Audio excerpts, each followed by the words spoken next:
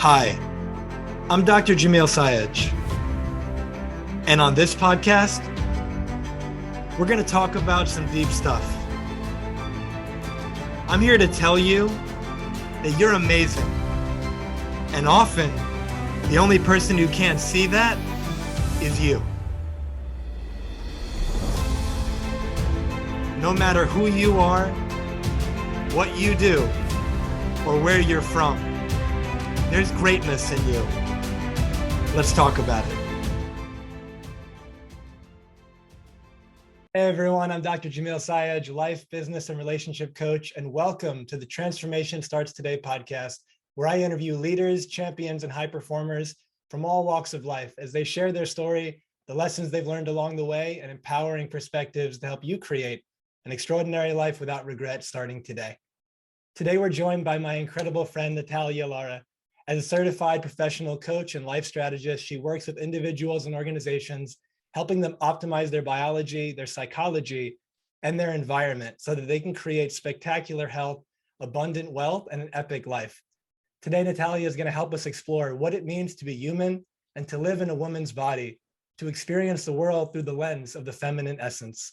My hope is that this helps every woman understand herself better and helps every man to better understand and support the women in his life. Natalia, thank you so much for being here with us and welcome to the show. Thank you. Well, what an introduction. No pressure. How are you today? I'm great. We scheduled the call for this particular day because, I'm in my ovulatory phase, so my internal summer, my personal summer. So that means I am ready to talk and share everything, and my energy is the highest it's going to be the whole month. So let's take advantage of it. I love it. And I love that you shared that as a beginning step, because I think what we're going to talk about today will help people better understand what you mean by that and help them, function better in their own life if they're women, or if they're men listening, better be able to support the women in their life. I mean, everybody has a woman in their life, right? Even if it's only their mother, right? Like it really helps. And, when we talk about energy and feminine energy, everybody has also feminine energy, right? And of course, it's more dramatic or more present or visible in a woman's body, but everybody goes through cycles and has access to this feminine energy and feminine intuition that, we can talk about that from two lenses, and wherever the conversation flows will follow. But we can talk about what it is to live in a woman's body from the physical, hormonal, physiological perspective, right? Which is our menstrual cycle and all of that. But also there's a metaphysical, energetic aspect, right? Like to having a feminine essence. Most women will have a feminine essence, but some men will also have a feminine essence. We both have masculine and energy, but the core masculine and feminine energies, or attributes rather, but there's very few people that have them balanced. So you either have a predominantly female essence or a predominantly male essence. And then that really dictates how you show up and interact with the world. Yeah. I'm excited for everyone to hear this as we dive in. And so before we get into that, if you could share with us, for my listeners who don't know you, they haven't heard your story, can you share with us a little bit about your story and kind of what brought you to do the work that you're doing now? How much time do we have? A day? Two? At least three, at least three. Okay, so actually the introduction, right, like that you gathered from my website, etc., like it needs a little bit of an update.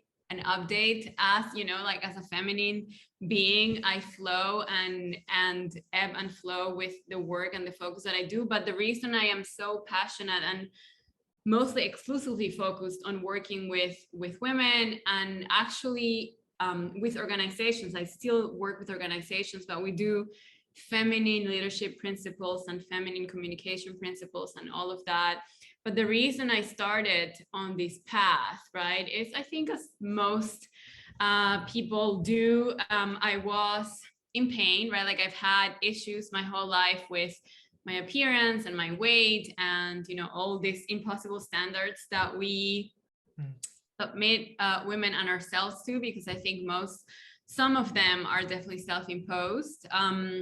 So when I started doing studying and to become a coach, so I had like this very traditional masculine approach, if you will, to health. And I entered the health and wellness industry or world through CrossFit.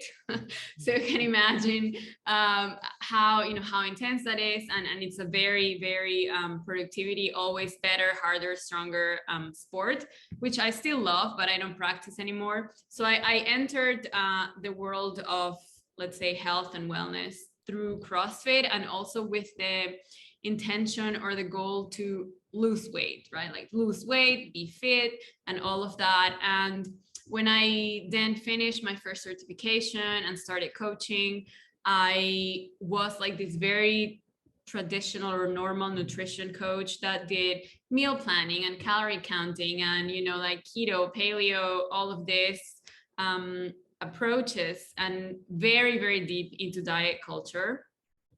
And, funny enough, the first few clients that I attracted, actually my first year of coaching, I've been coaching now for 7 years.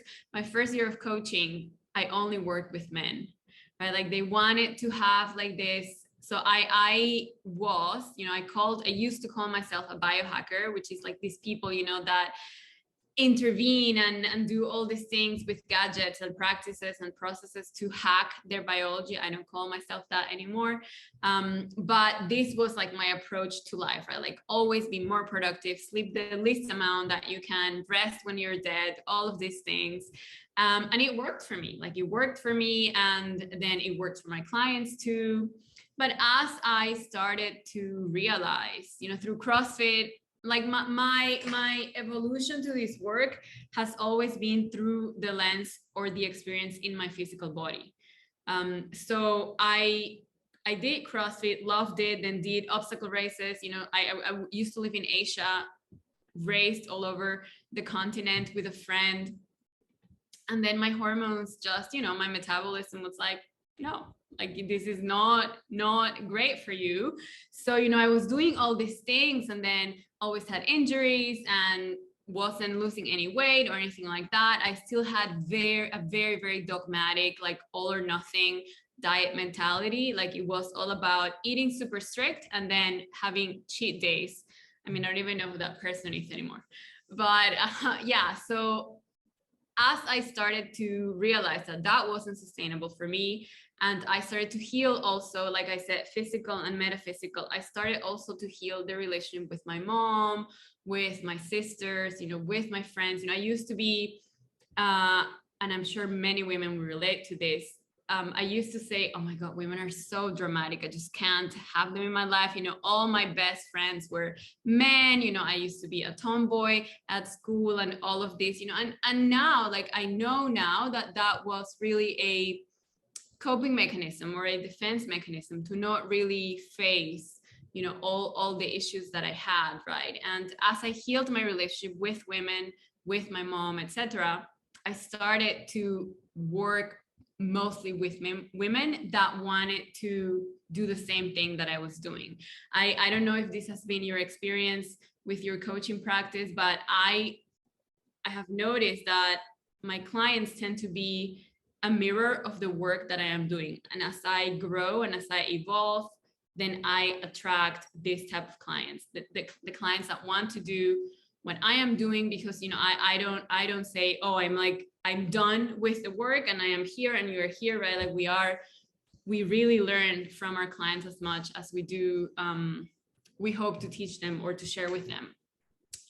So, fast forward to now, I work mostly with women. I'm very, very vocal about the cyclical needs of women and the differences between men and women in terms of, like I said, biology, which are very, very, very marked and very distinct. So, for example, people that know me from a few years ago, that I was all about intermittent fasting and keto and, carbs are the enemy, etc. I did a 14-day water fast. I used to do 3-day fasts like every other month, things like that. I even did like a 2-day dry fast, no water, no nothing.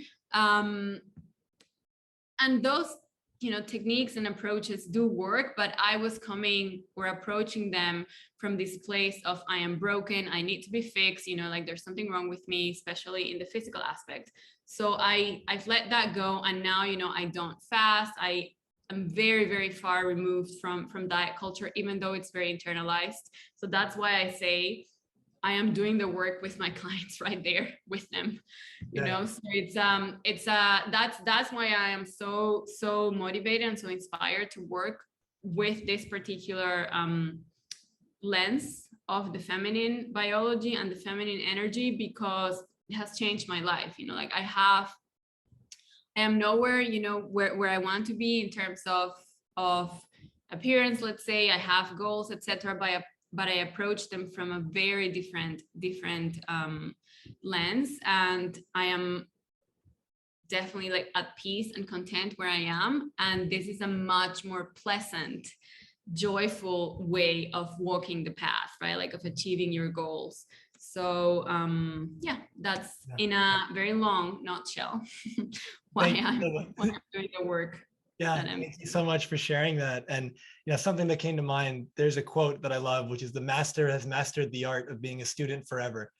And there's an expression, we often give the advice we most need to hear. I always say we teach best what we most need to learn. And that is definitely true for me. Yeah. Yeah. And so when you asked earlier, I've definitely found in my experience, at times I'll ask a client a question, or something will just kind of come to me that it occurs to me this will really help them, and I'll share it. And then it really landed for them. And then after the session, I sit with that and I say, oh, wow, that's exactly what I need right now. And it happens all the time. And we're all learning from each other, like you said. And so as we dive into our conversation, for you, what does it mean to be human and live in a woman's body? That's something you said earlier. So what it means to live, to be human is really, a lot of people in our community or in, the industry say, oh, we are spiritual beings. And yes, we are undoubtedly spiritual beings, but we are having a human experience. So it's important to remember that we are here, right? Like materially on the earth, and we have a body and we have needs and desires, etc. Physiologically, I believe the body is the vehicle to our realization and to do whatever it is that our spirit needs to do. So it's very important that we take care of the body, right, in a joyous, joyful way, which is, like the feminine energy or the feminine approach to taking care of the body is pleasure centered, right? And when people say pleasure or we mention pleasure, they always think about sex, which of course is a big part of that, but pleasure goes way beyond that, and it's not always necessarily sexy or comfortable. But what do you think when I say pleasure centered? To have a pleasure centered life, what does that mean to you? And then we can go from there. So I think that, like you said, there's like the sexual side seems to be the first thing that pops into my mind, and then outside of that, it's a life that you feel good about, a life that actually leads you to this sense of flow, this sense of freedom. Yes, and it's a lot simpler than that, right? So, and we're actually recording this in Taurus season for the astrological minded people. So Taurus is the sign of the body as well. So there's actually not a coincidence that it's not a coincidence that we're recording this during this season. So Taurus is the sign of the body, is an earth sign, and it's the sign of the simple pleasures, right? And simple pleasures can be something as simple as feeling the sun on your skin, right? Like feeling the wind, like, move your hair, obviously chewing and tasting something delicious, right? Like getting a hug from somebody, taking a walk, right? Like all of those are pleasure-centered activities, right? So basically pleasure from a feminine approach is to remember that we are nature, right? Like, and live according to the cycles of nature. So if we compare how most people live, or even, you know, how we grow food, how we approach work, all of that is this desire or this obsession almost to always be on, right? Like it's on and let's do more and, you know, be more productive and how do we do more, etc. And we, you know, kill the soils because we are growing food year round. Nothing in nature grows year round, right? Like nothing in nature, maybe the sun, but he also rests, right? Like every night, although he reflects on the moon, but nothing in nature has an always on cycle, right? So what has happened to us, you know, humans, when trying to live in this always on mentality or mode, and then always wanting more and doing more, we burn out, right? Like we burn out because rest is so important. If we take the exercise analogy, for example, you don't build muscle at the gym, like you destroy muscle at the gym and then you build it and regenerate it while you sleep, right? Mm-hmm. Most of my creative ideas, you know, come to me at rest, right? Like not when I am frantically trying to do things, right? It's when I am really doing nothing or resting or contemplating that the ideas come, right? So if we start to see life as cyclical, right? Like as we, and the menstrual cycle, we'll get into the hormonal sort of like lens on this, but it's very easy to see the equivalent with the seasons. So summer, spring, fall, and winter, with the phases of the moon as well, right? Like a feminine life could be also, for example, for women that don't bleed anymore or haven't bled yet, living according to the moon is a good way of, you know, staying in touch with the feminine cyclical nature of life. And, you know, the moon is nothing mystical or esoteric, right? Like for many years, eons, our farmers still probably do, you know, the more traditional ones, they use the moon to know when to plant, when to harvest, when to prune, etc., right? Like, so we have this seasons in nature that mirror the female physiology, they mirror our cycles. So when we start to remember that we are nature, that we are not separated from nature, that we live according to nature's rhythms, then life becomes a lot more natural, right? And that is what the wild woman archetype is about, right? Like a lot of people, and I don't know if we're going to have time to talk about polarity, maybe we can also talk about that later. A lot of people think about the feminine like this, you know, chaotic and emotional being, which of course it's true. Like nature, you know, nature is not only beautiful sunrises and rainbows and rivers, etc. It's also tsunamis, right? Like death is nature as well, destruction, right? Like, so the feminine we have so much power because yes, we can create life, but we also have the power to destroy, right? And we do it every month when we bleed and we choose not to procreate, not to reproduce. We are killing, right? Like we are destroying the possibility of life. So with that comes great responsibility, right? With great power comes great responsibility. And we have infantilized the feminine, right? Like in this, oh, the feminine is childish and emotional and demanding and hysterical, and that is a phase of the feminine, of course, but it's the childish feminine, like the maiden, let's say, if we talk about archetypes. And what is important to know is that when we have been separated, let's say like me, when I was living in this very masculine focused world, and you know, my approach to things was masculine, I did need to go through that stage of being like the immature feminine, because otherwise I don't know how that feels like. Like it's like any development, like any growth process is incremental, it's developmental. So I had to really leave that immature, you know, if I'm angry, I scream, if I am happy, you know, I will weep, and all of these things that make so many people uncomfortable, right? Because it's please sweep it under the rug and just be, you know, proper. we have to go through that to transcend it first, right? Like, and then comes, you know, this like neutral sort of like phase where you have this access to the feminine energy, but also you're integrating and marrying with your masculine energy, and then you mature, and eventually you are, you know, the mature feminine, the mother, right? It doesn't mean that you have children, it's just that you are this mature feminine.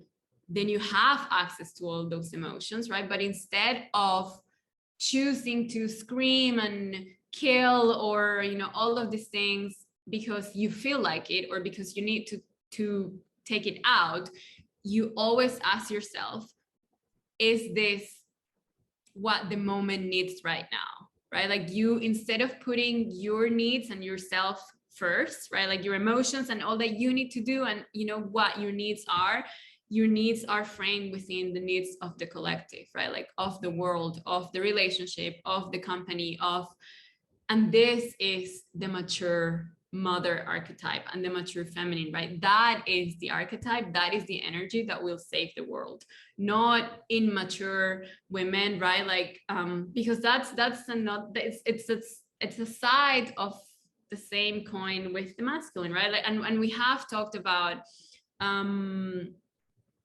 is toxic masculinity, but there is healthy masculinity too, and there is toxic femininity. We're not going to get in the feminist and feminism conversation, because that would take us hours. But yeah, so that is the mother archetype and the energy, you know, this integrated feminine mature energy. That is what I believe will heal the world, and that starts with us reclaiming our physiology, right? Like, we can't really talk about feminine energetics and feminine energy and all these abstract concepts if we don't land them in the body, right? Like, so whenever I do, let's say people that, I don't know, like any coaching program, etc., or, you know, if somebody asks me something, I will always start with the body, because any spiritual process that doesn't consider the vehicle, the vessel, you know, Clarissa Pinkola Estes, which is, I think, the patron woman of all wild women, you know, she calls the body the consort. So if we don't take care of the consort, then we won't be able to really do anything in this material plane, which is where we are now. So the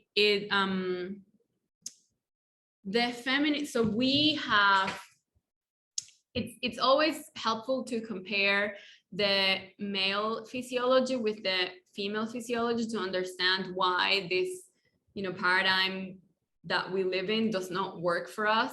So for us women, the male hormone cycle resets every 24 hours. Like, so you guys go, let's say, through your personal winter, spring, fall, summer in the space of 24 hours, right? Like, so actually predictability and structure and routine every day to do the same thing really works for you. You know, it's great because you know exactly how your hormone cycle is going to look like. For us, you know, that reset happens anywhere. Let's take 28 days for simplicity's sake, but a healthy woman's cycle can be from anywhere from 24 days to 35 days. So in reproductive age, women will bleed between 10 and 14 times a year. So that reset that happens for you every 24 hours happens for us every 28 days to you know, to take the average. So that means that we have every single day different needs in terms of nutrition, in terms of rest, in terms of, you know, interests, moods, abilities, all of these things, depending on the hormone cocktail that we have going on in our bodies. So it's very unnatural for a woman to do the same thing every day, to eat the same thing every day, you know, to have like the same calories every day. to have, the same meeting every week at the same time, all of these things. And that actually has been made worse with the birth control pill, right? Which has totally disconnected us from our period. So do you have any questions till now? Because I've gone from, in true feminine form, I've gone through like so many topics in a short time. Yeah. So I definitely have a point I want to share, and then some questions for sure. One thing that you talked about the mature, the mature feminine essence, like the mother archetype, and it would apply, let's say for a male as well, like the father archetype. But it's like there's a quality to your presence that when someone's around you, they experience you in a certain way. But that's because of a whole lifetime of experiences that you've had and developments that you've gone through. And so it definitely makes sense that the experiences that you had up until this point, that when you said you were in your like go, more masculine dominant, but now that you're in your more feminine side and you've been there, the difference, and you can help others along their journey, which is really cool. One thing that I would say I am definitely not embodying fully my mother archetype, not because I haven't had children, because there are mothers, that will never in this lifetime embody the archetypal figure of the mother, right? And there are women that are unmarried and have no kids that will have, this mother archetype. So the mother archetype, there are many, let's say, like approaches to archetypes, but I'm using just two, like to simplify maiden and mother. There's the crone, and there are the other archetypes, the seductress and the hunter and the healer and the medicine woman and all of that. But to talk about the incremental or the developmental approach of the feminine, it's very easy to use maiden and mother. Because I, for example, let's say I can have a mother archetype in my profession, let's say, because women, whatever we birth, right? Like we don't necessarily have to mother children to become mothers, right? Like we can birth projects, we can birth partnerships, alliances, products, all of these things, that goes through a birthing process. And then there are also cycles, right? Like, so a lot of people, to go back to the physiology, say, I will give you an example with my exercise. So I am very, very athletic. I love exercising, moving my body every day. But there are 10 days in the month that let's say, under the lens of traditional exercise, I don't do anything. Because it's also fair to point out that this will vary depending on the priorities and context of each woman, right? Like, for example, for me, now that I am 36 and I do want children sometime soon-ish, right? Like, so my priority is to protect my fertility for as long as possible, so that if and when I want to have children, I can do it naturally and I don't have to do, any interventions. So my priorities, if my fertility is my number one priority, will be how my life looks like, will be very different from a female athlete, for example, right? Or even for a woman that has already entered menopause and things like that. So it's very important to know that this is a very nuanced topic. And of course, when we talk about physiology and biology, everybody is different, and our genes do play a role, our ancestry and our whole lifestyle, of course, has an impact. But most of the things in regards to female physiology are universal for most women.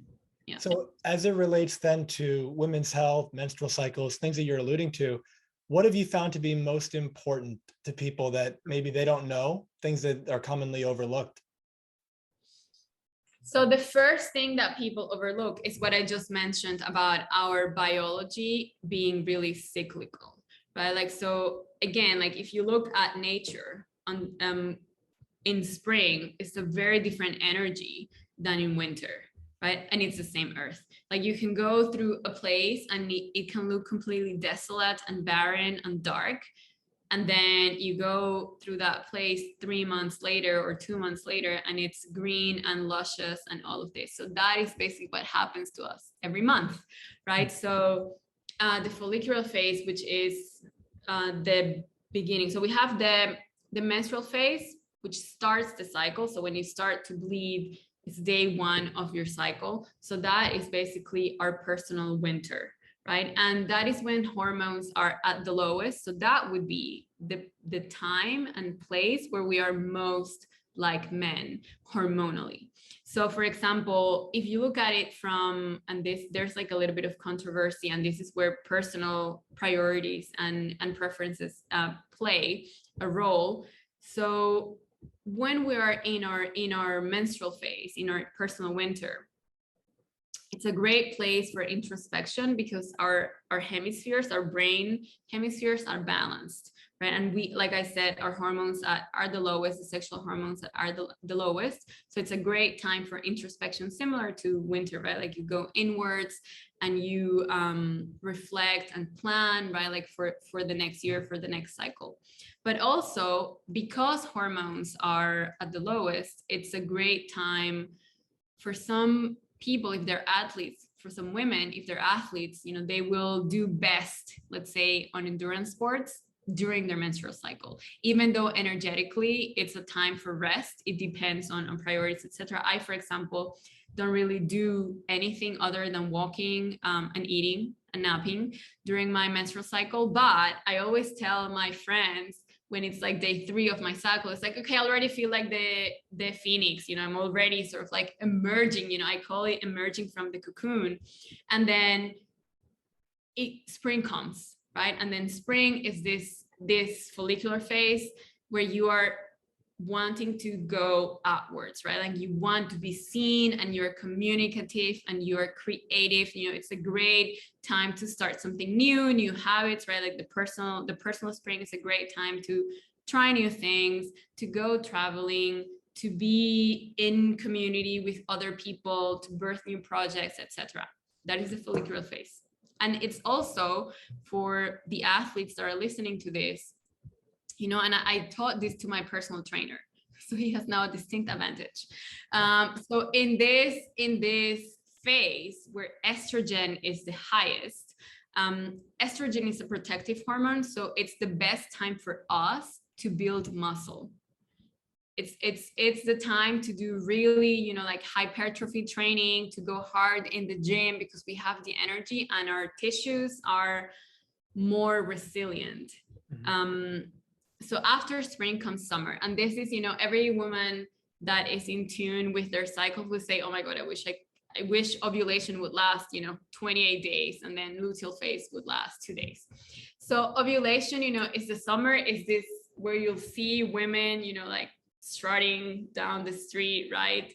Because biologically we are looking to procreate, right? Like, you know, mentally, intellectually, we may not be looking for that, but our bodies are looking for that. So you'll notice that you feel more attractive during that phase, right? Like you have this glow because your body is saying like, hey, look at me, you know, like I am fertile and I'm ready to have a baby. So it's also very attractive for men, right? Like whether they are aware or not, to see a woman in her ovulatory phase, because, you know, it means, okay, I can procreate, I can spread my seed, right? So it's this excellent phase to have conversations, to ask for raises at work, to have difficult conversations, because our confidence is really high. And it's the place in the month to do high intensity interval training. You know, it's actually the only phase where it will have this really positive effect, where this stress will, for example, if women are in a plateau, in that phase, to do high intensity interval training or things, you know, to challenge the system, to do ice baths, things like that will be very beneficial. And then after summer comes the luteal phase, the fall, which is 10 to 14 days, and it has 2 phases. So this is the place where women, you know, like in the fall, you start to the energy starts to lower, and it's a great time to like organize, do attention to detail work. For me, for example, it's not a time where I feel super social, so I try to do all the stuff that doesn't require me to interact with other people. So but it's a great time to like get things done, get things done. And then from the exercise perspective, you can do Pilates, yoga to build strength or like to relax, depending on, the energy levels, etc. And then comes the winter again, and we start all over again. Something that I didn't mention, which women may not be aware of because of this diet culture, is that it's really not helpful for us to eat the same number of calories every day throughout the month. So again, if we look at your hormone cycle, which is 24 hours, great. Like you can, I think you do intermittent fasting or sort of like a restricted eating window. That is really beneficial for men, especially if you skip breakfast, because then you have more energy and you do like your deep work in the morning, and then you are social in the afternoon, things like that. That is great for men. But for us, actually, what we should do, or in theory what we do, and it happens to me now much more than before, because I'm much more in tune with what my body needs and my cravings and all of that, that if I look at my month through the hormonal lens, I will see that it looks like a day, for a man. So for example, in the spring, the follicular phase, my appetite is really low. I don't really need to eat much, like I want like fresh, like spring, I want fresh things. Like I don't really love raw foods, but that will be the time of the month where I'll crave like, I don't know, sashimi or a salad or like raw carrots, things like that. Or I want to have like smoothies for breakfast. And my appetite is really low. And then during the luteal phase, the second half of the cycle, which my body is, building the uterine lining, where theoretically the baby would be hosted, if I were to get pregnant, the body builds that every single month, and every single month it sheds it. So it's a very intense process that actually increases our caloric requirement by up to 30%, right? Mm-hmm. So it makes me really mad. And this is something that I realized just when a friend told me something over the phone, that she was in this luteal phase, and she said, oh my God, I'm out of control. I can't stop eating. Why am I so hungry? Right. And I said, why is it that when women are hungry and we want food, we're out of control? Why is it normal to have low appetite, like, in the follicular phase? And it's not normal to have hunger, right? Like during the luteal phase, I eat like 1.5 times more during my luteal phase. I crave like really hearty meals, like meats and stews and carbs and things like that, because my body needs the calories more. And if you were to look at the month, you will see that the calories actually even out if you really listen to your body every day, right? And not follow this, I have to eat because it's breakfast time, and I have to eat because it's noon, or things like that. So that is something that most people don't really realize or know, because we're so deep in diet culture and like tracking and controlling. And then if you add to that the birth control pill, that totally disconnects us from the cycle. People that are on the pill, women that are on the pill don't ovulate. So it's an anovulatory period. So you don't really know, you don't really feel your changes, right? Like it is normal that your libido changes, your energy changes, your appetite for life, the things that you want to do, they change throughout the month, and we have sort of like numbed that. So that is the first step in reclaiming the feminine energy and the feminine essence, is to really reclaim it in the physiology, right? And really know that for us, stress does not affect us the same way as you do. There's something, I don't know if you know, there's something that is called the female athlete triad, which is women that lose their, when they're, high performance athletes, they lose their periods, they start losing their hair, and then they have a very low percentage of body fat. And that is, the example of what happens when we are subject to high levels of stress, because reproduction for a woman is not vital, right? Like if you get pregnant when you are when you're undernourished, underslept, and your body's like in this chronic stressed out mode, you can die, right? Like, so the body will say, no, let's shut this down, because if this woman gets pregnant, we don't know if she's going to survive. And the body's main, the body has one job, right? Like to keep you alive. So that is why women that are like under a lot of stress, they will lose their period, and then they start losing their hair, because hair is also not vital, right? Like the body will pull nutrients from wherever it can to keep a woman or a person alive for as long as possible, right? So this is why it starts with the physiology, before we can go to the psychology, which is all these beliefs and energetic living and all of this, and then we start to cure our environment, right? Yeah, I remember the first time, you and I discussed this topic, even with the medical background that I have, so much of what you said was just fascinating, and it puts me in that space. I'm sure any guys who are listening right now, it's like, wow, we are very simple creatures compared to you.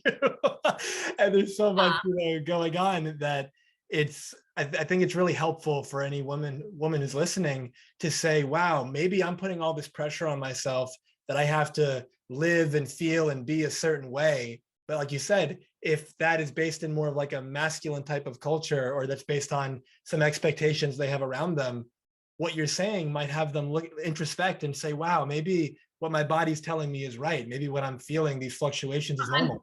And that is something that I have had to integrate myself. So my body right now is the picture of health, like I have a glorious period. You can see my hair, like it's my eyelashes, my skin, my mood, my energy levels, my libido. Like I have a very vibrant body, I have no health issues. And let's say according to conventional standards, I am, or even if we use the BMI, right? Like I am obese, definitely overweight, and I wouldn't definitely fit the traditional beauty paradigm, right? And for many years, I felt bad about it. I felt broken about it. It has been like this journey of really understanding and letting the body lead, as opposed to this idea that I have of what my body, or actually it wasn't even my idea, right? It was something that my parents and my culture sort of like, indoctrinated me into, that I needed to. So it's really also another reason why I do this work, is because it keeps me, I need it too. It's a constant reminder and a constant practice or recommitment, right? Like with letting my body lead, with caring for my body, as opposed to forcing it to do something, and I haven't weighed myself in, I don't know how many months, I don't weigh or track my food at all. But I know that my body is functioning correctly, because for example, if I decide to like lay down on the couch, let's say for the whole day, which I have been known to do, not often, but I have done it, my body will not ask me for food, right? My body will not ask me for food or for nourishment, because it's not needing a lot. But in the days that I am super active, I have a dog, we walk like 2 hours a day, and then I do like a 90-minute yoga class, and then I do a 1-hour strength training session, my body will ask me for food. Like it will be hungry, right? And if you look at most people, and the people listening, can start to notice, usually when people that are on the couch or like watching TV or something, they'll mindlessly eat, right? Like they just eat because they're bored, or they're trying to, I don't know, they're distracted. So you eat a lot. And then when you're in a day where you're like super active and busy and all of these things, like, oh my God, I forgot to eat. I barely eat, because they run on adrenaline, right? So that is a clear disconnect from like hormonally, right? Like the body is not really giving you the right signals, for the fuel that you need. And I have quite a few clients, that they were doing keto, So I work with women now that, let's say, oh, I was on the pill for 15 years and now I can't get my period back, or I've taken fat burners or so and so, and I haven't gotten my period in a year, but now I want to get pregnant, things like that, right? And then it starts by letting the body lead, and then there's all these fears and things that are taught to us, that we're afraid to lose control, right? We're afraid to lose control, and fortunately or unfortunately, that needs to happen so that you know how it feels. So I always, and I think I've mentioned this metaphor to you, of the pendulum swing, right? Like, in order for us to really find our middle way, our sweet spot, which will look different for every woman and every person, we have to go to the extremes, right? And then you are in this extreme of like real deprivation and control and tracking, and then when you let go of that, you don't know how to listen, so you go through this other extreme of total abandonment, and then a few times the pendulum will swing, and then you land right where you need to be. Yeah. So for women who are listening, who maybe are experiencing health challenges right now, to any degree that they are, in your experience, where's a great place for them to start? A great place to start getting their health back in track? So I can recommend some books from like energetic work and also physiological work. I can tell you the list, but for any woman who is listening now, please stop fasting. Please stop fasting, 15 to 18. Okay, no, I'm going to rephrase. If you feel that your life is perfect and you're thriving and you are, like, no, I wouldn't change a thing, don't stop fasting, right? But if there's something, like you said, the women that have health challenges and, they have a period every month, for example, but it's a week of the month that they're like out of commission, or women, I was talking to a woman yesterday and she was like, oh my God, like I become another person when like a week before my period, nobody can talk to me. I know, because I was like that too. And, and then it hurts so much, and my boobs, my breasts are super tender, and I, have cravings for junk food and all of these things.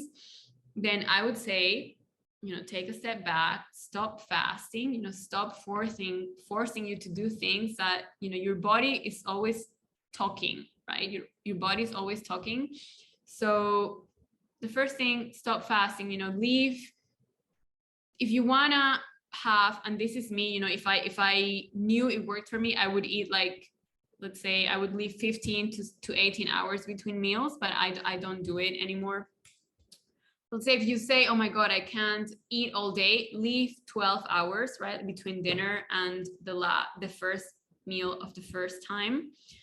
I would definitely suggest to cycle the exercise, right? Like, based on what I said, there's a great book that you can read. It's called In the Flow by Alisa Vitti, which has like, it has the word biohacking in it, but it's fine. I mean, whatever serves the purpose. So she has like these really cool overviews or guides of the different cycles. And it says, what is recommended to do during follicular phase or spring in terms of exercise, work activities, even like sex with your partner, or activities to try during that phase. So it's pretty cool to sort of like see that overview, because then you can see clearly the differences between the cycles, and after, I think at the beginning it will feel a little bit unnatural because we're not used to it, and you'll have to, oh my God, it's spring, what do I have to do? Oh, it's spring, what do I have to eat? Right? But as you practice, it becomes second nature, pun intended. Your body will tell you, I know exactly when, before I get my period, I know 2 days before, and I hope this is not TMI, my digestion changes. My digestion changes. When I'm entering the luteal phase, I see my skin change as well. So it's really beautiful, to see the changes and accept them, and know that it happens, right? Like there are studies that prove, right, that we can gain up to 10 pounds, that's like almost 5 kilos of water weight between our follicular phase and our luteal phase, just because of what the body is going through. You're not getting fat or anything, no, but the body does change. And the sooner we normalize that, I'm not even asking men to normalize it, the sooner we normalize it for ourselves, right? And we don't hate on ourselves because our bodies change, because our mood changes, because our libido changes, because our skin, hair, etc. changes, then the sooner we will begin to appreciate the beauty of each phase. Yeah. Same as we do the beauty in each season. Spring is beautiful, fall is gorgeous, winter is amazing, and summer, well, I mean, it's my favorite, but yeah, so every season has their beauty and their magic and their purpose in life, right? So if we are able to see that in ourselves, then life will be a lot more joyful. Yeah. Something that came to mind at the start of our conversation, you mentioned that we are spiritual beings having a human experience. And with that in mind, as a perspective, as a possibility, as a spiritual being having a human experience, we have a body, and our bodies are not a statue.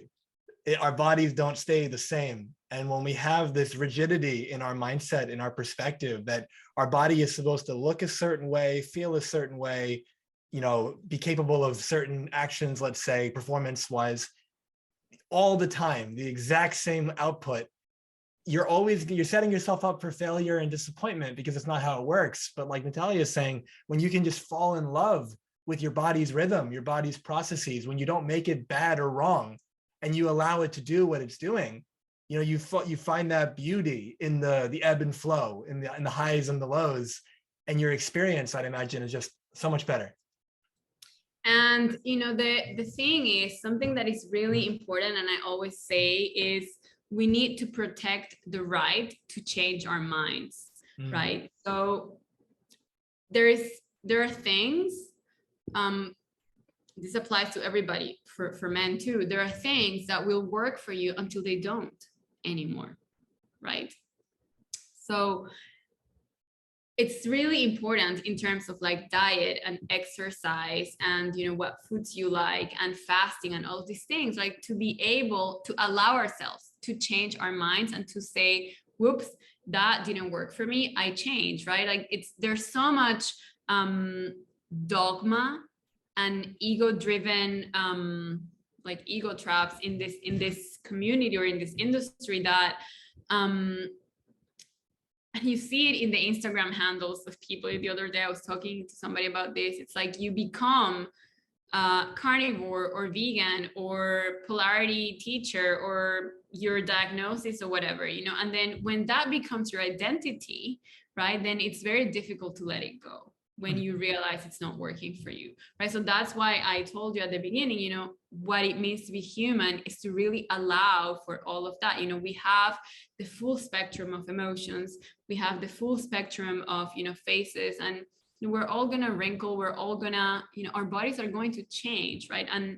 And as we change, and because we don't even have to wait to like grow old to have different needs, right? Like if you are super stressed in a week, your needs will be different, right? And you may not be able to fast for 18 hours, right? And your body's like screaming for food, and you're like downing another bulletproof coffee because, oh my God, you're fasting, and God forbid you fast for only 12 hours or 15 hours as opposed to the 18 that you do every day, right? So that is also the feminine approach, to allow, the needs that arise in the moment to be met, right? Yeah. Something that you alluded to at the beginning of our conversation about feminine energy. For anyone who's not familiar, what do you find to be the main differences between masculine and feminine energy? Okay. So the masculine is linear, assertive, right? Like goal-oriented. So the masculine's main purpose is the masculine priority is purpose, direction, right? It's like, okay, this is who I am and this is where I'm going. The masculine is unwavering, right? Like it's this steadiness and groundedness, and in the polarity language, you'll hear masculine is emptiness or consciousness, right? Like it's this, basically masculine is that that never changes, right? Like it's consciousness, emptiness. And then the feminine is, let's say the masculine, if the masculine is linear, the feminine is fluid, right? Like circular. The feminine is form and the masculine is formless. So the feminine is intuitive, emotional, like I said, cyclical, right? And the feminine is like a dance, right? And let's say if we are talking in, the masculine will be the container that contains the feminine, right? And before people get all worked up, this has nothing to do with gender, has nothing to do with men being masculine and women being feminine. We all have masculine and feminine attributes and feminine and masculine energy, and we will ebb and flow, we will flow between the two.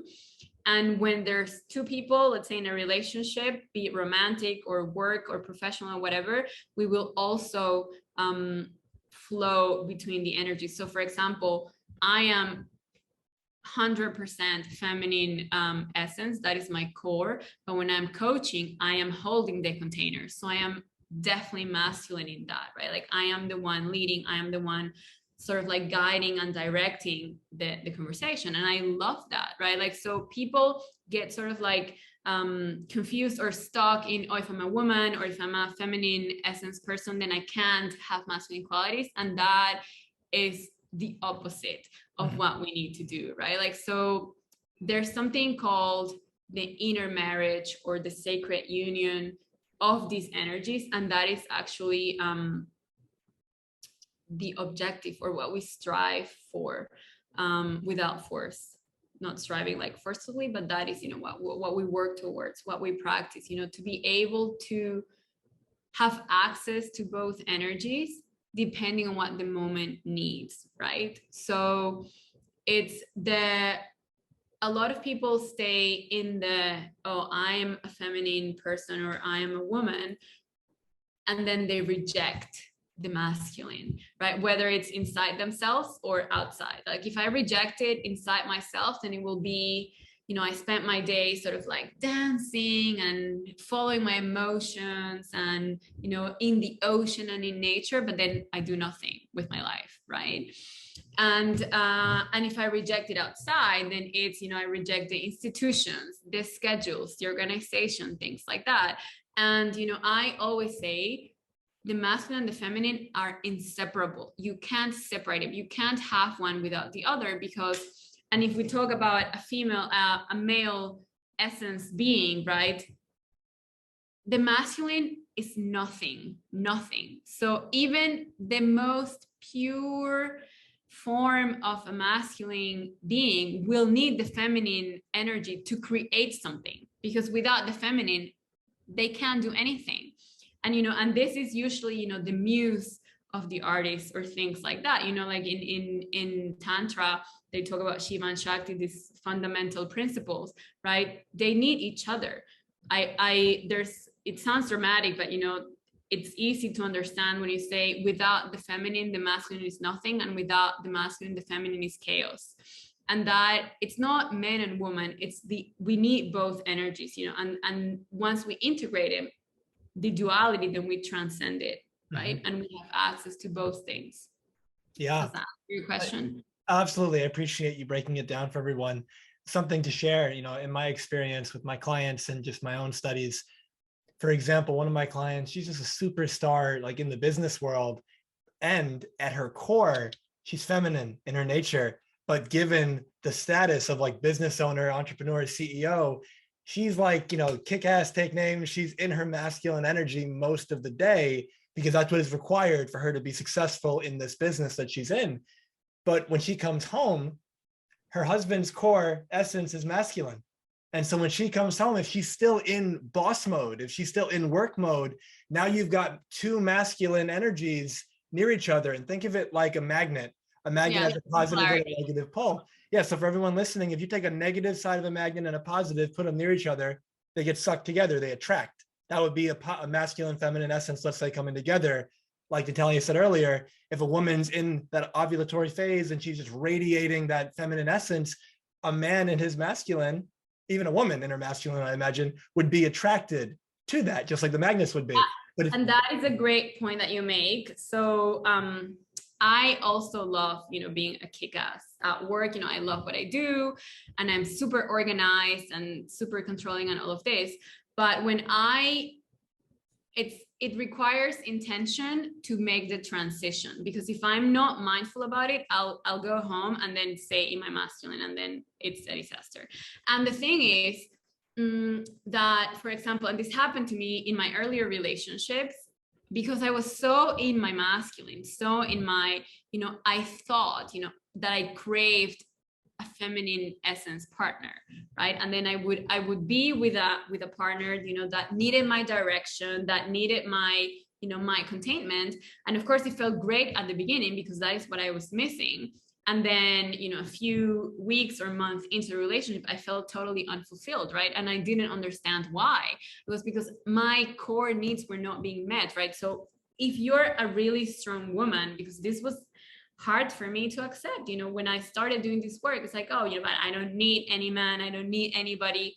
And I do, and it's not, oh my God, I need it because I am needy. It's just like, and it doesn't complete me, but it enriches my life, right? And it makes my feminine better, right? Same as my femininity and my feminine energy makes his masculine better too, right? So, but to your point, this is a practice, and it requires work, intention, right? Especially for women.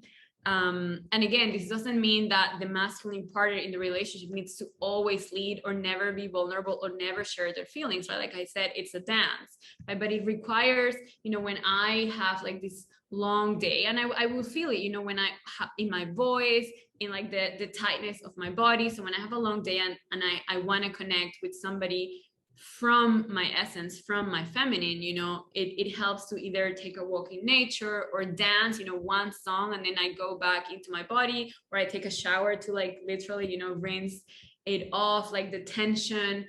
So it's not automatic, right? Like it's not automatic. It's it requires some work, but it's beautiful work to do, in my opinion. Yeah. And because to add to that, for the people listening, I was mentioning that client of mine, if your essence, let's say I'm speaking to a woman, if your essence is feminine in nature, but given the work that you do, given what's required of you, you call upon your masculine energy and you do that consistently, you're strengthening that masculine essence, which is going to create results for you. And that's wonderful.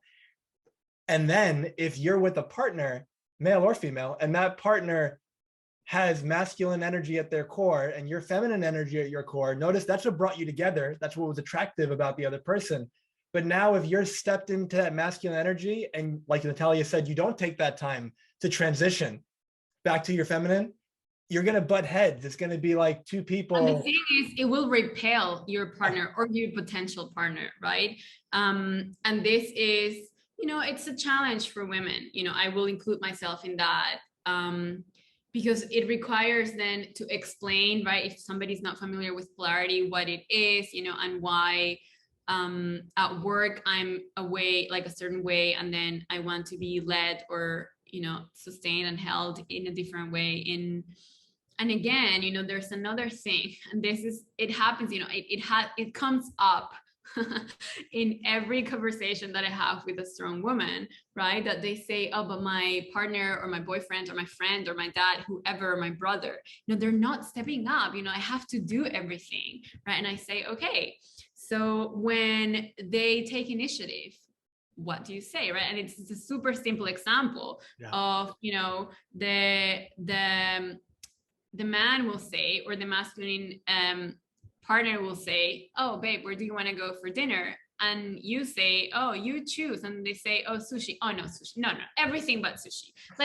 And then he said, okay, fine. How about we go for some steak? Oh, meat again? Oh no, can we? So he goes, okay, what do you want? Right? So is this like, they have this sense, oh, but I let him make decisions and he never makes them, right?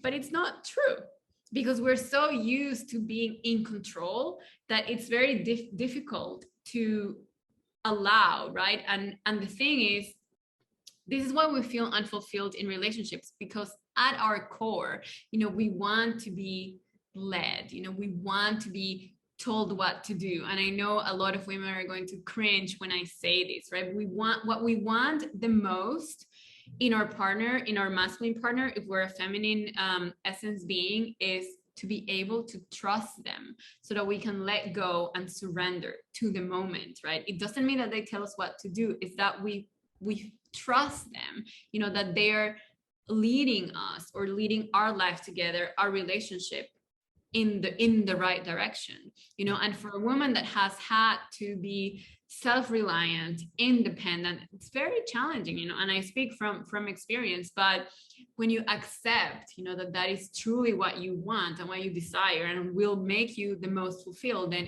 it feels delicious. Yeah. And from the polarity perspective, for everyone listening, and we talked about this a little bit before, there are some women that are listening that are at their core masculine dominant.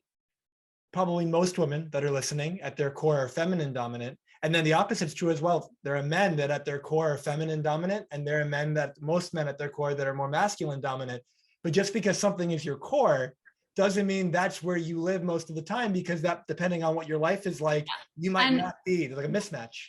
A really good point is that this does not only apply for straight heteronormative relationships, right? Like for same sex relationships, this applies to. There will be a man or a woman, or beings in the relationship that have this essence, right? Like, and there are 100% women that have masculine essences, and you're correct in saying that does not mean that that's where you live most of the time, but that is what is going to make you feel the best, right? Yeah. Like when you are, and I am speaking from experience, right? It was so difficult for me to acknowledge or accept at the beginning, that when a man took care of like planning our dates and like, telling me where to go and, picking me up and like sort of like sweeping me off my feet, right?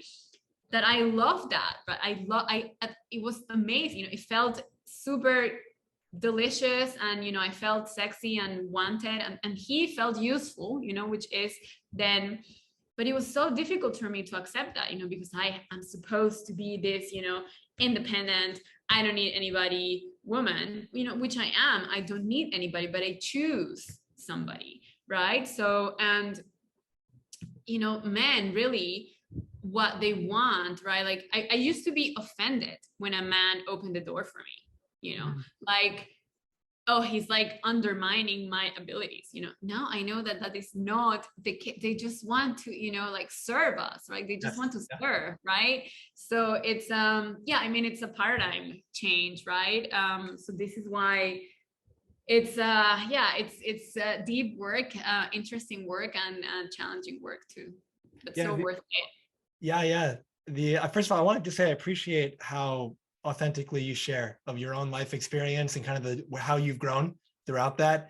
I've heard people say that same line of thinking, that, if someone holds the door for them or does something that might be considered stereotypically like gentlemanly, something like that, right? That something about that is bad.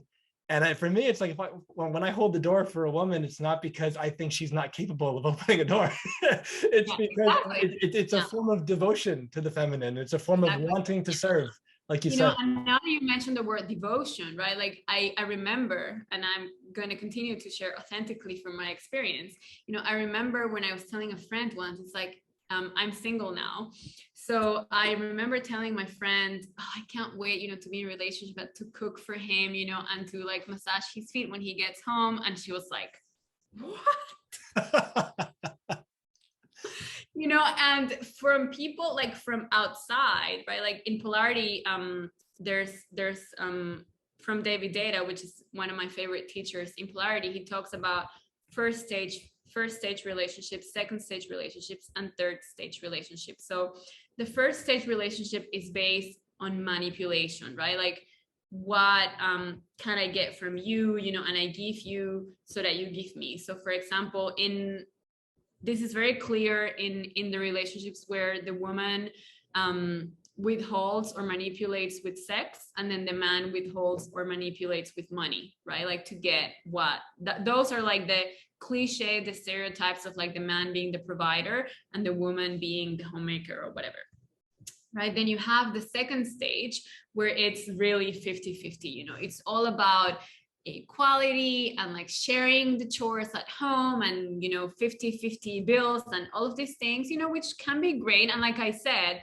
you can't get to third stage before going through second stage and first stage, right? Like, so it's a developmental process.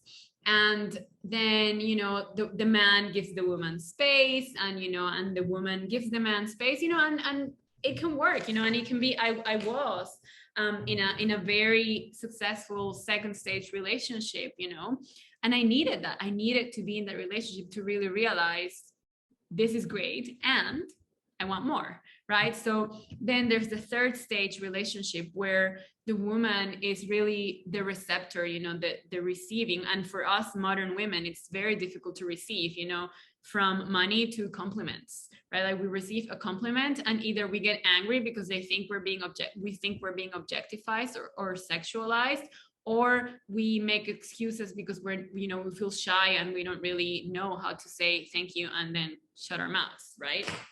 Yeah. Again, speaking from experience there too. But then in the third stage, you have, this devotion, to your partner. So from the masculine perspective, it's this devotion to provide, to serve, to lead, right? Like to direct, to lead the way. And then from the feminine partner, it's this devotion to surrender, right? Like to surrender to the masculine. And here is where it gets tricky. From the outside, for people that don't know, the first stage and the third stage look the same, right? Because a woman in the first stage relationship, will cook and clean and massage, and all of these things, and take care of the house and make it beautiful with the intention of, manipulating, right? Like of getting what she needs, of getting what, they need, etc. And then they will withhold that if they're not getting their needs met. But from the third stage, it looks the same, right? Like you clean and you cook and you massage his feet and all of these things and you make the house beautiful. But it's because it's love, right? Like it's devotion, it's this surrender to your partner. And but from the outside, it looks exactly the same. What changes is the intention with what you do, the action that you do.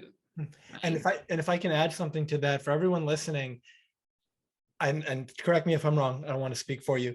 In that example you just shared, that would be a woman, let's say, who's grounded in her feminine essence at her core.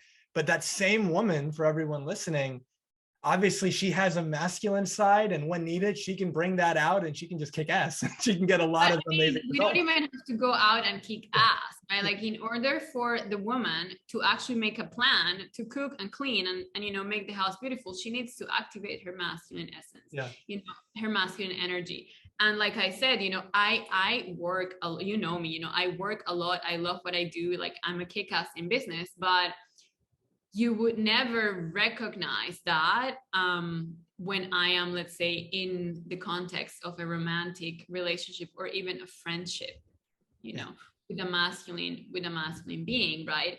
And that is why this work needs to, be spread far and wide, especially for women, because we also, going back to the phases of the feminine, we can be both, they're not mutually exclusive, and everything in between also belongs to the feminine, right? Like everything in between belongs to the feminine. We have access to all of it, right? So the sooner we accept that and we own it, and we're proud of the fact that we can be, and this is also to not get super off topic, this dilemma of the Madonna and the whore, right? Which either you're wife material or your mistress material, right? Like, and then we get into the field of sexuality and sacred sexuality and all these things that you can be the Madonna and the mom of children, and also, love sex and feel super sensual and be into all sorts of stuff, right?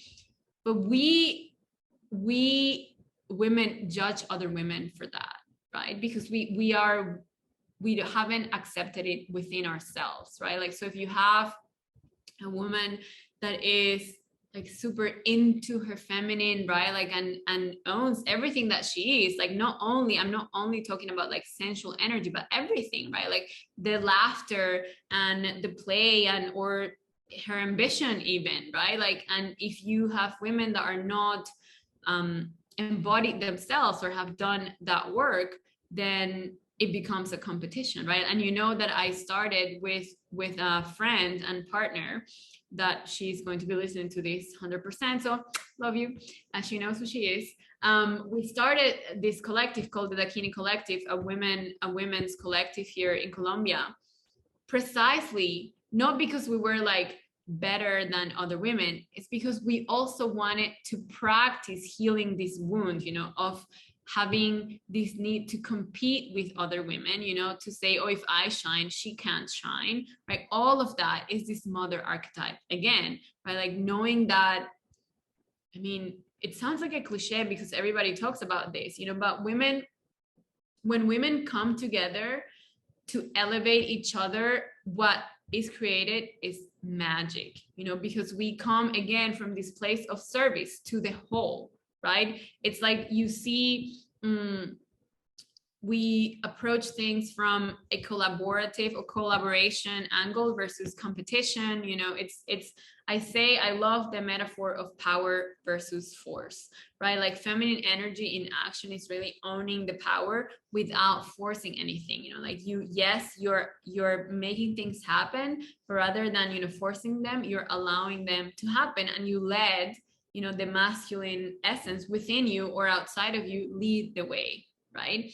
And just to say something here, so many women will say, oh, but then how will I make decisions, right? Like, and again, first we have a marriage of, masculine and feminine energy within, but the feminine decisions, are not really made from here, right? Like with pros and cons, analysis and spreadsheets, like they're made from the body, right? Like we feel the yeses, we feel the nos, and men do this too. It's intuition. We have access to both sexes have access to this. We feel, right? Like it's like this deep knowing that comes, and this has to be cultivated too, because it's sort of educated out of us. Right? When something as simple as, mom, I'm not hungry, finish your meal, right? Or mom, I'm cold, oh no, it's not that cold, right? So they teach us like from a very small age, and again, it's not intentional, right? Like parents are doing the best that they can, but they teach us that what we feel and, how we're seeing the world is somehow not true. So we start to not trust. Am I hungry? Am I not hungry? Am I bored? Do I feel safe? Right? All of that gets educated out of us. Yeah. So we have to remember. We don't have to learn. We have to unlearn a lot of things and then remember. Yeah, I love that. And just this question that come to my mind for people, everyone listening, to consistently check in with themselves. What is my body trying to tell me? What's my body trying to teach me? What's going on right now that I'm feeling? But I want to be respectful of your time as well as everyone who's listening. As we begin to wrap up, for the men listening, in your experience in your own life, as well as with maybe friends of yours that have spoken to you, what do men typically not get or understand that if we did would really help the women in our life? That's a great question. So like I said, to use a metaphor of the container, right? Sometimes we will act out of fear, right? Like because we don't feel safe with, I know the answer to this now, just came to me. Perfect. So there is many men, right? Especially in this very sensitive culture that we're living in now, that will hide their truth to appease the feminine or the woman, right? What I ask of men is please never, never, never compromise your truth because you think that is what's going to help the relationship, whether it be romantic or a work relationship or, you know, a mother-son relationship or just a friend relationship. Because what the feminine needs is to know that you are going to stay in integrity with your truth, regardless of what she wants.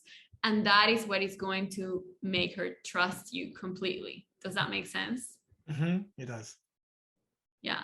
So that is something that, and again, you know, this may mean that the relationship does not work, right?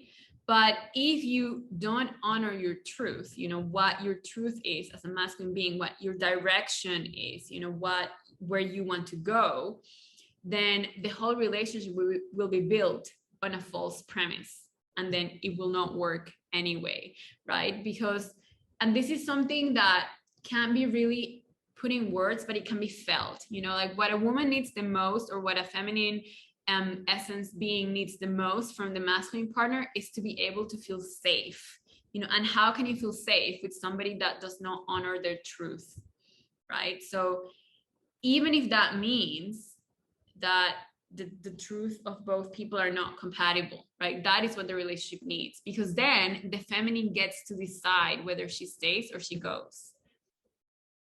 Yeah, the visual that comes to mind, I share it with clients sometimes, this idea of the lighthouse and the ocean. And that in my metaphor, at least, the lighthouse is the masculine and the ocean is the feminine.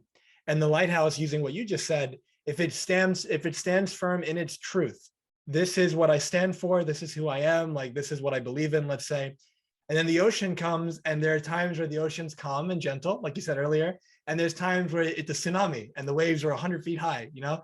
And when the waves hit the lighthouse, if the lighthouse just falls over, the lighthouse, let's say in this metaphor, isn't strong. It can't withstand that initial hit. It can't withstand the initial, hey, why do you believe that? Or can we do this instead? And it's almost like a test of how grounded in your values are you? How grounded, like, can I sway you in a way where if I could, then I know I really can't trust that.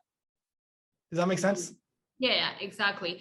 One thing that I do want to say is that it's very important not to infantilize the feminine emotions, right? Like, because when people say, oh, you know, the ocean is a tsunami, etc., right? Then people associate it with like, oh, you know, the historical feminine, you know, it's nothing like, I mean, that is the immature feminine, but the mature feminine will also have rage and anger, right? Because it will be in the service of the whole, right? Mm-hmm. So in the context of relationships, right, like the feminine will challenge you and demand from you the best and your integrity for the service of the relationship, not for the service of her, right? Like not from what I need, but from the whole, from the whole needs, like what the whole needs for you to be able to do what you want to do in the world too. Absolutely. Yeah. Like, especially I'd imagine, you know, if there's children present, if you have a family in this situation, you know, just, I can't speak from experience in this, but let's say it's like the feminine nature would say, can we count on you to be who you need to be for our family? And, exactly. You know, and it's like you said, it's the feminine essence is wanting the best for the whole. And there's like, it could be expressed as a loving challenge, let's say, to rise up, to be the best version of you that you can be. Yeah. And to close, because I know, I could speak about this for hours, but there's another really important difference that helps understand the polarity and sort of like create empathy between what we need, which is different. So for a man or for a masculine essence being, the priority is freedom, right? Like, so if a man, you know, and this doesn't mean that he doesn't want commitment, you know, actually what a conscious man wants the most is to commit. Mm-hmm. Like, that is what they want the most. But if they don't feel free to be themselves in the relationship, then they're not going to commit, right? This is why I said always honor your truth, because that is what's going to help the feminine the most. And then the female, or the feminine rather, essence being, their priority is going to be connection, right? Like, so the feminine essence being will take a lot of shit to not break the connection, because that is the priority. That's why some people don't understand, why is she staying, or why are they staying in that relationship, if it's clearly not working, right? Because our priority is the connection. So if you take a person whose number one priority is freedom, and then you take another person whose number one priority is connection, and they're not aware of it, it's not going to work, right? Yeah. But if you realize that, okay, this person needs freedom the most, and they can be free within a relationship, this is what I mean with the emasculation and, the judging and the critiquing and all of this, which is the immature feminine, that is not the way to get the man to commit, or the masculine essence being to commit. And then we also don't need, and I speak here from personal experience, we don't want, the man that prioritizes the relationship above all, and I know this sounds like controversial, but actually when a man puts his purpose and his direction before the relationship, that is what will make the relationship really blossom into what it can be, right? Because then the feminine essence partner, that is the priority for them. Mm-hmm. Does that make sense? Yeah. And like you said, there's hours of responses that we could go back and forth. I'll pause there. You've shared so much incredible, wisdom and advice with everyone listening, myself included. And, the foundation of this podcast is to help people create an extraordinary life without regret. In your experience, what advice would you give to help someone do that? To live a life without regret. From this lens really is to come home to yourself, right? Like, and honor your truth and really reconnect with what you truly need, without filtering it through, oh, what do I think society needs from me, or what do I think this person needs from me? That is really what's going to help live a life without regret, because it doesn't mean that you won't make mistakes, right? But then you'll have this sense of ease that, the decision was yours, and you can take responsibility or credit for whatever happens. And really sort of like you said at some point during the conversation, this is not something that you decide and it's done, right? Like, you are an ever-changing being, so you have to ask yourself the question in every moment, right? Like, who do I want to be? Like, what do I want to do? Right. And then that will, the sum of those moments will add to a life without regret. Amazing answer. Is there anything you're working on now that you're excited about? Yes, but I don't think it's super relevant for your community, but I will share anyway. So I am going to launch a brand that is called, well, I'm in Colombia. I didn't say that at the beginning, but I'm in Colombia and my native language is Spanish, in case you didn't notice, with my accent. So I am launching a brand, a community called Cuestión de Hormonas, which is basically translates to a matter of hormones, which, you can imagine has everything to do with the hormonal landscape of women, and what women need to thrive in this life, from a physiological perspective, from an emotional perspective, and from a spiritual and mental perspective too. That's fantastic. And so for anyone listening who's interested in connecting with you further, what's the best way to reach you? So there's my website, which you already have, and I'm super active on Instagram too. And can you put the user in the show notes, because it's at __ Natalia Lara, my name, and then __. But if people type Natalia Lara, I will come up. Yeah, I'm going to have everything in the show notes, but definitely. And what's the website, just so people can hear it as well? And natalialara.co. Perfect. Perfect, perfect. For everyone listening, if you enjoyed our conversation, I encourage you to please leave a review. It helps a lot, whether it's on Apple or Spotify or anywhere that you're listening, and subscribe. So as new episodes come out, you get notified. Natalia, again, thank you so much for taking the time to be with us today. You're welcome. It's my pleasure. I mean, we could stay here for a couple more hours if you want. And is there anything that you'd like to say before we wrap up and close for today? No, just, that this was no, and then I go ahead and talk. So yes,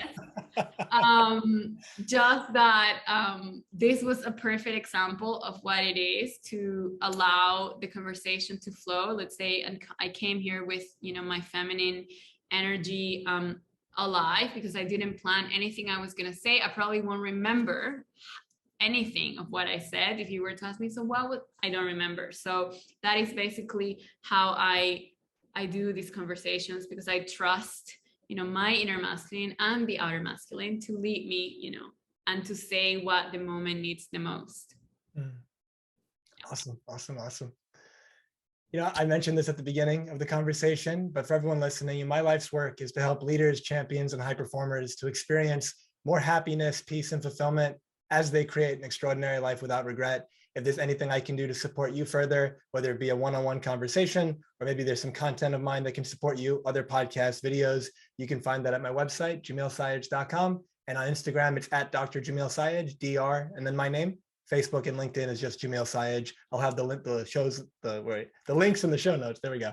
After all Natalia's stuff as well. So thank you again so much for being with us. Thank you for everyone's time and energy, attention. It's your most valuable assets, and you being with us today. I don't take that lightly, and I know Natalia doesn't as well. So thank you again so much. Most people's favorite day to change their life is tomorrow, and I find that's why they stay stuck. And the title of this podcast is Transformation Starts Today. You can be different. Listen to this conversation maybe multiple times. What are those nuggets of wisdom you can pull from to begin transforming your own life and taking new actions to create the life that you want? Get clear on that. Ask yourself a fun question. What would future me thank me for? Get really clear on that, act on that, and watch your life change before your very eyes. Thank you again so much, and create a beautiful day. And again, just to piggyback on what you just said, if any woman or man has a question, about what I said, then they can reach out to me on Instagram. I usually do also ask me anything, 10 to 15 minute calls, if they wanted to chat, then I'm open to that too. I can give you the link for them to schedule that. Yeah, I'll have that in the show notes too. Thank you so much. Take care, everyone. Thank you for being with us today. If this conversation served you, it would mean a lot if you left a review and shared this with anyone who may benefit. An extraordinary life without regret is available to you now. Choose it. It's your time.